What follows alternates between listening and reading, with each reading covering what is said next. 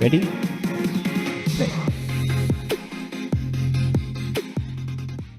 Welcome back to Painting Lines. Last week we discussed the Labor Cup, and this week we're right in the midst of the Asian Swing with two tournaments in China last week and the Beijing Open and Tokyo Open both going on this week. So we just wanted to update you on that and what we're looking for as we build into the Shanghai Masters. So, Eric, is there anything you want to kind of talk about right at the top of this episode? Yeah, why don't we start with a little fun trivia question? What do you say? Sounds good to me. All right, so what year did the China Open go from being an ATP 250 to a 500? I don't Take know, a like wild guess here. 1993. No, no, way later. 2007. Oh, close. It was '09. Okay. '09. I mean, to be honest, my guess was not close at all. It was 16 years off. But Well, the first one or the yeah, second one, the second one. yeah. Was it even But around in 1993? no, it wasn't. Yeah. So, It's crazy how dominant Djokovic was with this tournament. I was looking at it. It was just like out of the last what year? From '04, sorry, from '09 to 2015, he won 7 out of the 8 times. Jesus, Yeah, insane. that's crazy. But yeah, that was a little something. I don't know. I feel like these tournaments going from 250s to 500s, no one really keeps track of when. So So this it's was the fun. the China Open? China Open, yeah. Okay. Yeah. Beijing. Beijing Open, China Open. I feel like they use the terms pretty synonymously. Yeah, it's interesting. I guess because the biggest, I guess, is the only 500 maybe Hmm. because the Shanghai Masters was Yeah. also the China Open, right? Yeah, yeah, that's what I was thinking too. It's weird because like sometimes they say like for example, like the Rome Masters, but it's also like the Italian Open, right? Right. Right. So Yeah, I it's know. weird that you'd think the Shanghai Masters would be the China Open, but I think same with Sweden too. There's like a Nordic Open, there's Stockholm Open, Swedish Open. They're all kind of the same thing. yeah, it's yeah. I mean, but they're all different, right? Or are they all the same tournament? I think two of them are the same tournament. Like I want to say Okay, Swedish Open and Stockholm Open are the same thing, and then Nordic might be a different tournament in Sweden. okay, okay. But alrighty, you ready to hop into the tournaments from last week? Yeah, let's get into the recap. Sounds good. Okay, so first up, my bet of the week last week hit, and Cilic won in Hangzhou. So a couple stats here about that. He was the lowest ranked player ever to win a tour level title, which is just really cool to see. He was ranked like 777th. Super Whoa. cool to see from him. The thing about it though is like if you looked at the list of guys that were like the lowest to have ever won a tour level title, I think 3 out of 4 were guys that were either rebounding from being really, really high Hmm. or like we're going to be really high later. Like I think Leighton Hewitt was on there, but he was ranked like 500 something. Tommy Haas, I think, was on there, but he was ranked like 300 something. So it's kind of weird because it's guys that were known to have a very high level, but just weren't at that point.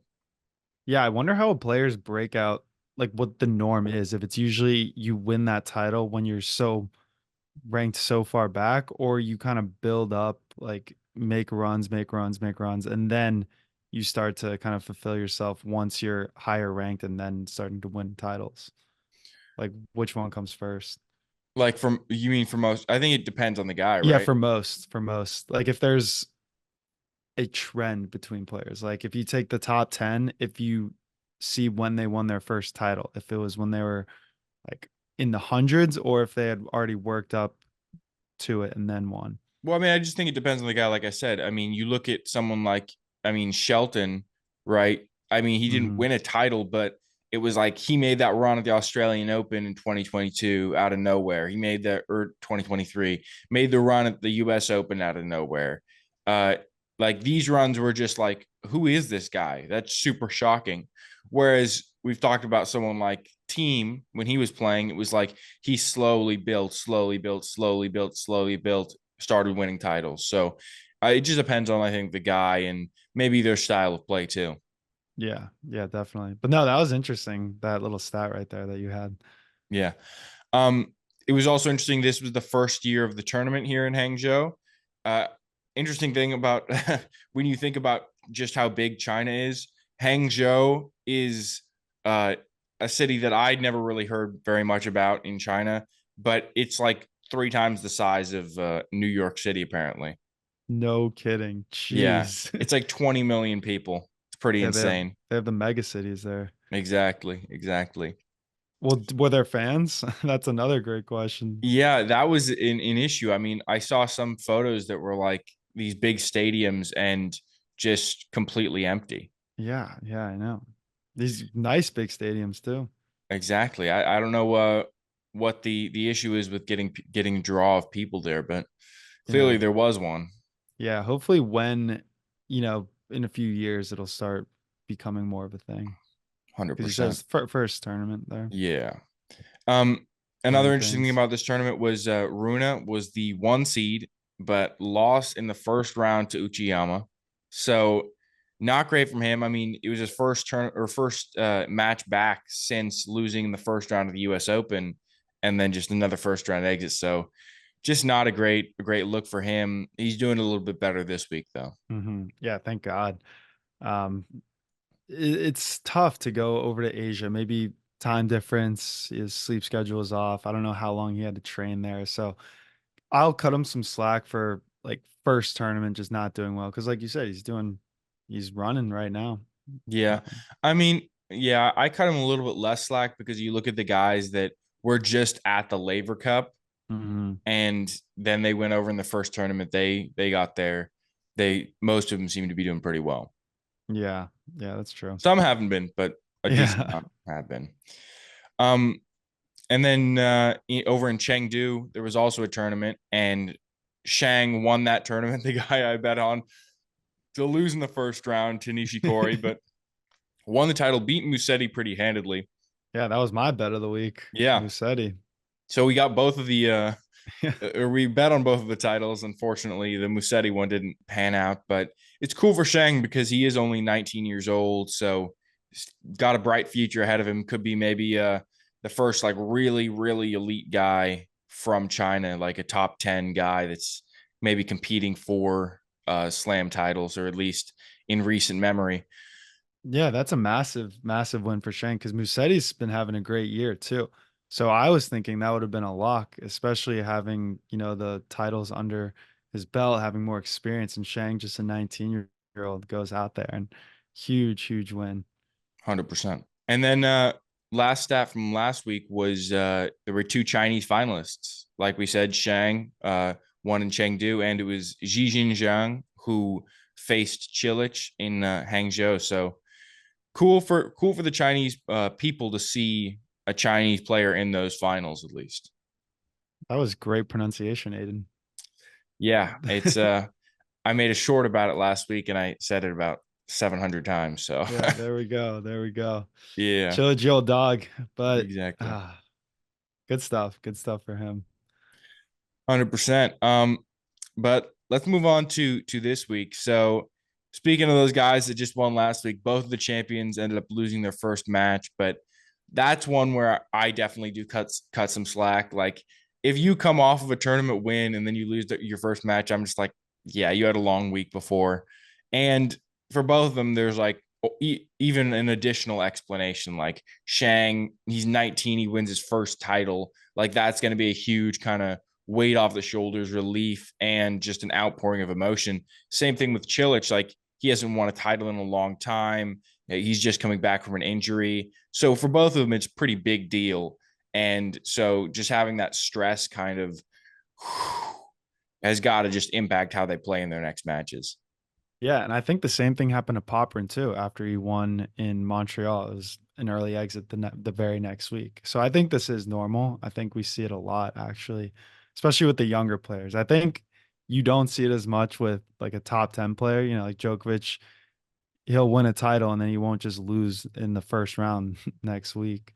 But for the younger guys, it's a lot to take in and absorb. So could have some effect. 100%. But an interesting thing about who Cilic lost to was Nishikori. So kind of a blast from the past match where replay of the 2014 US Open final. Cool to see. And an interesting thing is that Nishikori actually has like a significant lead in the head to head, I believe. I think it's like 8-4. Whoa. But Cilic got the one big match that they played, really, the US Open final. So Yeah. that's the one that matters. Yeah, this is funny. Remember, we had posed the question about whether or not the Big Three era is done. And this is part of the Big Three era, these two guys. So I feel like this is like the last, the remnants of it. Like once we just saw a Chilich Nishikori matchup. Like we haven't seen that was the 2014 US Open final. Like that is prime Big Three era players. So I think once these guys are gone, we can officially hang it up, even though like Djokovic and Nadal are still playing. Yeah. I mean, it's just funny to see these guys play where, or even just seeing Cilic have success like this. You look at it and you're like, is that how good the big three were? That a guy that is past his prime can still win tour level events at 35 and was not able to like win events really as much when he was in his prime because of how good the big three were and the big four. Yeah, no, I know it because he was a player that just kind of he got the tough end of the stick there, the short end of the stick in that um just wrong place, wrong time, or right place, wrong time. Yeah. It's yeah, definitely a bummer for him. Yeah, me and my metaphors, I couldn't even get them straight. It's too early. Yeah. Anyway, so the Beijing Open and the Tokyo Open are the two tournaments happening right now. And in my opinion, it seems like the Beijing Open is just way more stacked with talent. Like you look at the guys, Sinner, Alcaraz, Medvedev, and Rublev are the top four seeds. And it kind of just makes me wonder why some of these guys didn't kind of dodge into the Tokyo tournament. Because to me, it feels like, hey, if they play in Tokyo, they're much more likely to like win the whole tournament rather than maybe going out in like a quarter or semifinal against more difficult guys. Yeah, and both are 500s too, right? So you would Exactly. think, but I was looking more into it and I feel like it could be because of the prize money. So Tokyo's only offering 1.8 and then Beijing is 3.7 million. So there's a lot more money in the pool to be played in Beijing. Okay. So maybe that means that like you're almost getting as much money for a semifinal run in Beijing as you would to win Tokyo. Yeah, essentially. Yeah, that could be it. I mean, I wonder how much that factors into it. Yeah, and I feel like I don't know, maybe certain players would prefer to play in China because it's I actually have no idea. This is all speculation, but yeah, maybe it's just a more prestigious, even though they are 500. Like it's kind of like you don't want to dodge out because you'd be looked at as avoiding like a real challenge. Yeah, maybe I don't really know what it is. Hmm. Interesting though. But in these two tournaments, we've had very contrasting results between the two of them. Like in Tokyo, we saw a bunch of the top seeds drop really early in the tournament. We had Fritz, who was the one seed, Tiafo, Tsitsipas, and Rude all out in round one. And honestly, of these guys, I'm most disappointed in Fritz because he did come in as the number one seed. And I feel like after his US Open performance, he was kind of expected to do pretty well here and just doesn't doesn't get it done. And then uh the other three guys, Tiafo, I didn't expect a lot from, but Tsitsipas and Rude, I'm just like they every time they lose a match, I'm just like, yep, they're only good on clay. Yeah, And that's kind of what I was just thinking here when they lost. I know. Is it even an upset anymore? And you said Exactly. not on clay. Yeah, exactly. I don't know if you heard Fritz on the Nothing Major podcast, but he was saying after the US Open, he spent like 72 hours in his room just playing video games and eating junk food, and then proceeded to start training. So maybe it's a little bit of that post US Open hangover. Yeah, that's a crazy hangover to have, Yeah. just like from being just in your room. But Yeah. yeah, and then the next round, we had Tommy Paul and Herkoch also go out. So the only remaining seeds are number 6, Runa, like we said, playing a lot better than he did in the first tournament of the Asian Swing, and the number 8 and defending champ, Shelton. Mm. So really cool for him that he's still in it here. Yeah, I know. He's got to defend those points. Exactly. It, so he in the live rankings, he if he doesn't defend this, is he going to drop a lot more because of his previous runs or no? Because he Well, also didn't defend the U.S. Open semi.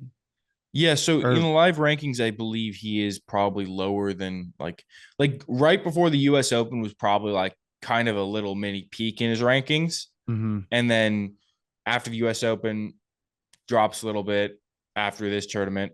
Unless he wins, he's going to drop a little bit. But that yeah, doesn't necessarily mean like that much because this late into the year, I think usually people focus a little bit more on like the race to turn rankings, like the year to date rankings. mhm, And that's more of like a cumulative buildup rather than a uh, rolling year. Because gotcha. like yes, he may drop a little bit, but if you look at where he is in the race to turn rankings, he's still probably in like a similar spot. Yeah, okay. Because this makes a little more sense. Or I'm not worried about Sheldon because he has the ability to like go far in tournaments and kind of surprise us, but then he also loses first round. So he's very variable. And I think we had talked about this before. It benefits a player to win a tournament than to be consistent, right? Yeah, 100%. You know, when we talked about like Eubanks last year wasn't able to do it, like he had that big run at Wimbledon, and then just honestly had a pretty poor year after that. Like, Hmm. and so he's dropped pretty significantly since then. But it's much better for a player to, if they have a big performance, then follow it up with like a consistent performance. And I think honestly, Shelton's done that since Hmm. last year's U.S. Open. Like he's been much more consistent of a player, gets win a decent amount of wins in tournaments, and has just kind of established himself now. Whereas like after his Australian Open at the beginning of that year, it was like he had this massive run and then just did nothing for the rest of the year until the U.S. Yeah. Open. Yeah. No, I know. I know. I was just looking back. So pretty much all the Americans played in Tokyo versus Beijing. I wonder if that has anything to do with US China relations. Maybe that could Yeah. be part of it, but also I think just there's probably just they make a decision. They're like, oh, we're all going to be here and hang out. Yeah. Yeah. But yeah, and then in Beijing, it's the opposite. Like I said, pretty contrasting, where the top 4 seeds all still in it, which is interesting to see because it could mean some pretty monumental matchups in the later rounds, which would be cool to see. And but like I said, I feel like any of these top 4 seeds would be the favorite if they had played in Tokyo. Oh, for sure. For sure. Who do you know the sides of the draw? Like, could we see a Sinner Alcaraz final or are they on the Well, same? so it's Sinner is the 1 seed. Uh, so we could definitely see that because they're the 1 and 2 seeds. Nice, nice. I'm hoping we do because Yeah. with it, I mean, obviously the two best players right now, I feel like they haven't played a final against each other. Yeah. I don't think they have played a final against each other, and they've only played once on hard court, which is, I think, the more interesting matchup to see. I mean, actually, no, they've both on other surfaces. It's also been definitely an interesting matchup, but Yeah. Sinner, I think, is favored on a hardcore matchup. Oh, for sure. Yeah. Remember we were saying that. I mean, it goes to show the slams that they won this year, right? Exactly. Alcaraz Exactly. won his two slams not on hard, Sinner on hard. Yeah. 100%. Do you know the other is Medvedev three or Medvedev is 3 and Rublev is 4. okay. Yeah. Rublev is the only guy where I'm like, maybe he Yeah. wouldn't be as big of a favorite in Tokyo, but he still would be the favorite, right? You know what I Yeah, he mean? has the potential, the talent. Like he's a Yeah. big name. If he has a decent tournament, like you would expect him to win it. Yeah, and something else that came up this week were injuries. So Draper had to retire against Humbert, and then Berrettini also retired against Fils, and they both had abdominal injuries, which um, hopefully it's not too serious. We know Nadal had one that he was suffering about a year ago, but The thing about Berrettini's injury was he played a grueling first set tiebreaker, won it, and then couldn't continue the match. Whereas Draper, he was down in the match already, so he just retired. But you know someone's in pain when like they are up in the match and still have to retire. Yeah, that's a real bummer for Berrettini. He's been playing, I think, decently, right? Yeah, he's been plagued too. I was Tough. watching the first set and it's so funny. His body seems so disproportionate. He's like big up top, but then really small legs. I was like, Yeah. what the heck? It's just I couldn't not focus on Yeah. Speaking of Umber, I mean, talk about a guy that we have not mentioned like a single time since it. he won like three tournaments at the start of the year and then just like disappeared. Yeah, who's higher, Feast or Umber these days? Umber Let's is see. definitely higher. Yeah, Umber is definitely like borderline top 20, and Feast is maybe pushing like 30 to 40. But yeah. it is kind of funny because Umber like played so great at the beginning of the year, and then kind of like we knew he was going to disappear from our minds, and he did. Yeah, tapered off. I think Feast has the potential to be top 10. I don't know if this is a bold take, hot take, but I can see him up there. Yeah, I think it's just like He's when got is he going to take so that much next step? It's like potential. when is he going Yeah, to take that next step? Because he's been like sitting, I feel like where he is right now for a couple of years. I know. I know. He's He still just needs really a young, breakout. Yeah. but like he needs that breakout where he takes that next step. Whereas I feel like it's possible he just sits here and everyone's like, oh, like he almost is really great, but he just isn't quite. It's kind of like the equivalent of the Americans looking for like that next great American. Like I'm sure the French people are like, oh, Feast is gonna be the one. Feast is the one. And then it's like, oh, just kind of like the US. But yeah, I mean, going back to the injuries, I think this is just the later in the year. The players have been talking about it. They're really not happy with the length of the season, but I just don't think there's anything to do about it. 100%. Yeah. I mean, speaking on the length of the season, I did see a tweet that talked about, I think it was John Millman, and he was like, it's hard to justify there being a shorter season because players will just play in exhibition matches. And Fritz responded to it and he said, yeah, but the difficulty of an exhibition match just doesn't compare to like a real tour level match. And I think they both have good points, but it seems like an issue that's just never going to be solved in terms of the length of the season. I know. And you see, I think we'll start to see more injury prone players taking off. Like instead of playing and getting injured, like maybe Berrettini just kind of takes the back end of the season off or takes some part of the season off rather than like keep pushing himself, getting injured.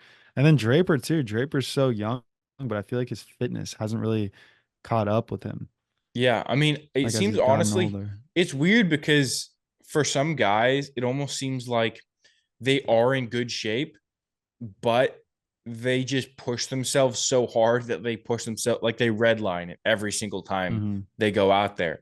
And to an extent, it seems like you have to learn to not like overextend yourself in matches. Yeah, no, totally. Well, that's what exactly what the exhibitions are for, right? Like you can kind of just chill out, play tennis, not really have to like exert your full energy because it doesn't mean as much. Yeah, 100%. But alrighty, you ready to hop into segments? Yeah, let's do it. Alrighty, what's new in tennis? What'd you see this week? I saw something pretty sad, honestly. The World Anti-Doping Agency appealed Sinner's case.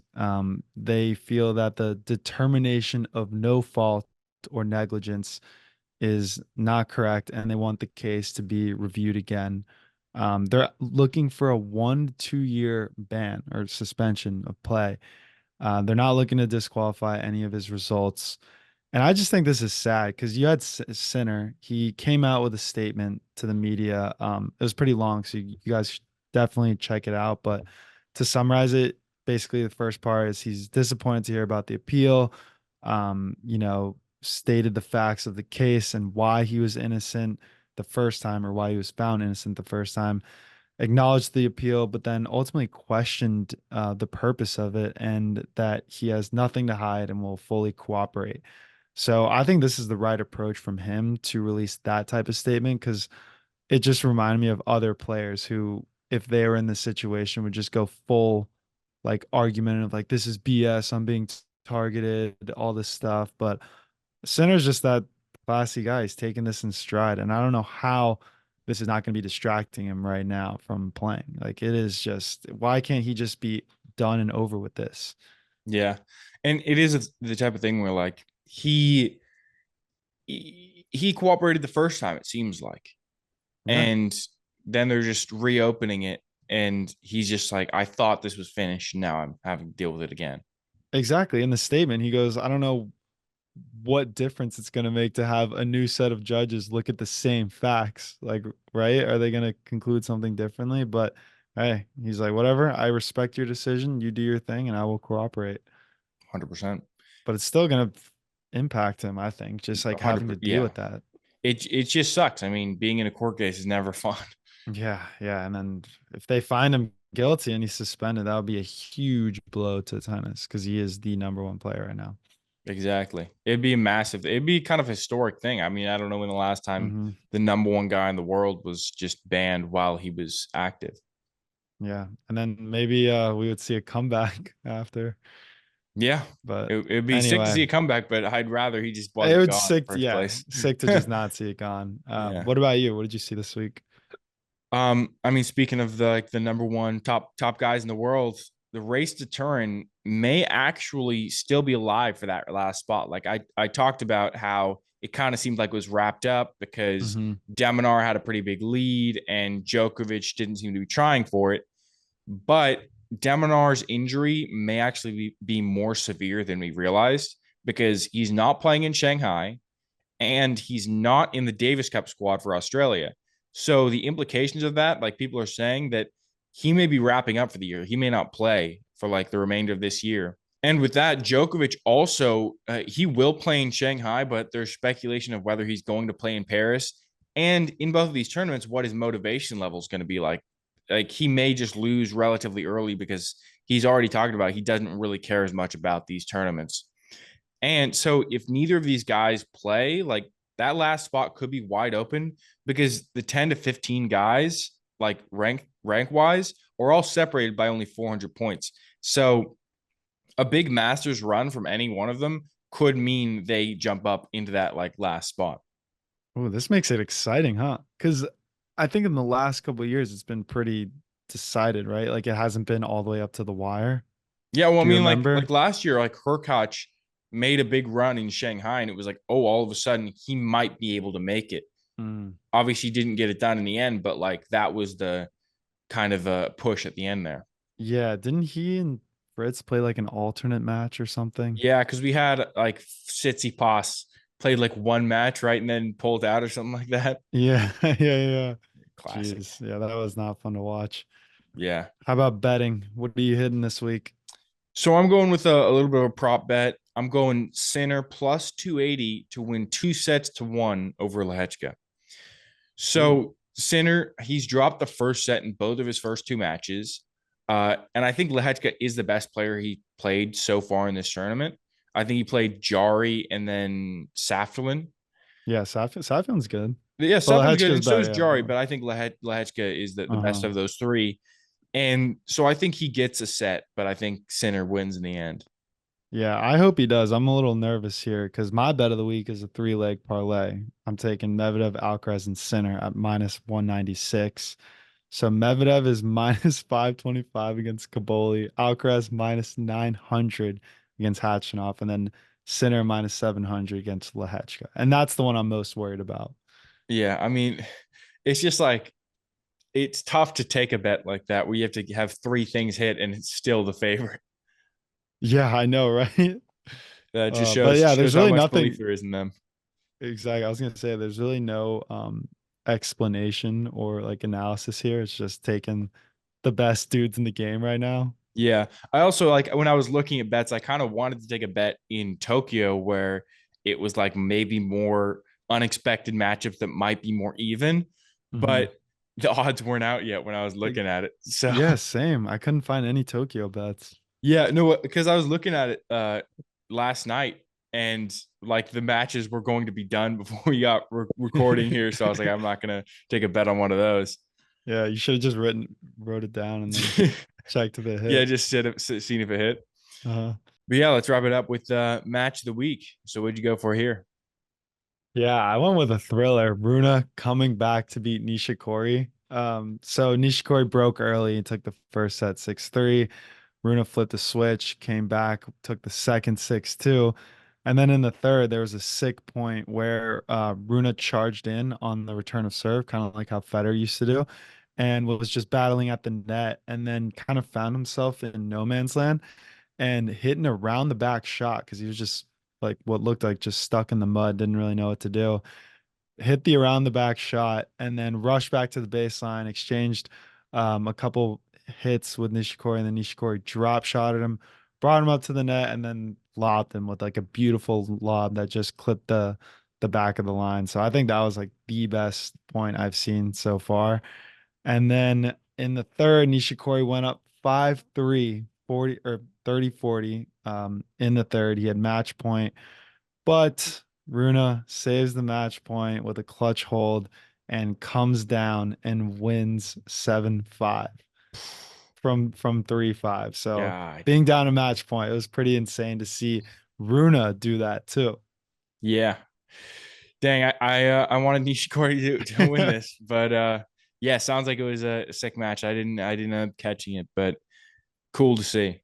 Yeah, I think I wanted Runa here because I like when Runa is kind of at the top of his game because he pushes Sinner and Alcaraz more. Like I want him to be a clear top five player. I don't like when he's just all over the place. Yeah, I mean And he's like Nishikori's what? on his way out. He's what, 16 right now, Bruno? Yeah, that's insane to me. Yeah. He should be a top 10 player. I mean, he was in Turin last year, and this year he's Yeah, not really close. yeah. Well, what about you? What was your match of the week? Unfortunately, goes against the American, but Mahach comes back to beat Paul in three. So I'm breaking down each set here by kind of what it stood out to me about it. So the first set was just like a case study in what it's like in tennis to seize momentum because Paul held his serve at 1-2. He was down 15-40, ended up holding his serve. And then when he held his serve, he seized all the momentum and went on to win 12 of the next 13 points to go up 5-2 in that set before serving it out. So it was like he almost lost. And then because he was able to hold, he then was just completely on top in terms of momentum. The second set, it was just seemed like there were a ton of just missed chances to break for Paul. Like he had 4 chances to break Mahach in his first service game. He had 2 or 1 more in his second service game. They then traded 3 breaks with Mahach ending up a break, and Mahach ended up going on to win the set by that 1 break. But if you look at the stats, Tommy Paul was 1 of 10 on break points in that second set, and Mahach was 2 of 2. So Mahach just capitalized when he had those chances and Paul just didn't. And then that last set was just completely just a tense back and forth set. Paul started out, he went up 3-0. Mahach evened it at 3-3. And then they just went back and forth on serve all the way to a tiebreak. And in that tiebreak, only 1 mini break. And Mahach got the 1 mini break, ended up winning the match. So just really showed in this match how winning a few key points can be the separating factor in a tennis match because Paul won more points overall in the match, but ended up losing. Wow, that is an insane match. And that it would have been even better if you won, but I feel like this was a great breakdown too because how I mean 1 for 10, you're not winning a tennis match doing that, right? Where it's Mahach 2 for 2 on break points. That's big. That is like he had the opportunity, he seized it. Yeah, this was just in the second set too. So like Yeah. having 10 break points in 1 set and only converting 1 of them is just a Oh, so that tough was only pill the to swallow. second Yeah, set. that was only the second set. Oh, okay, okay. Wow. So overall, he probably had even more chances. Yeah, I'm sure. Well, jeez. Well, bummer. I love watching his workout videos on Instagram. Like his trainer posts him working out and he always reposts it. So I try to replicate that in the gym. Do you do a lot of flexibility work like Djokovic? Yeah, not as much. It's a lot of like ladder jumps, medicine ball throws. Yeah, Yeah. Djokovic, I remember he was saying he doesn't even like lift as much. It's more focusing on the flexibility. Yeah, it's like yoga and some sort of like Yeah, Tai Chi. Pilates. Yeah. All right, and that's the show. If you're not already subscribed, go ahead and hit that subscribe button. You can find us on Instagram, TikTok, YouTube at Painting Lines Podcast. Feel free to shoot us a DM or email us any questions or thoughts at paintinglinespodcast@gmail.com.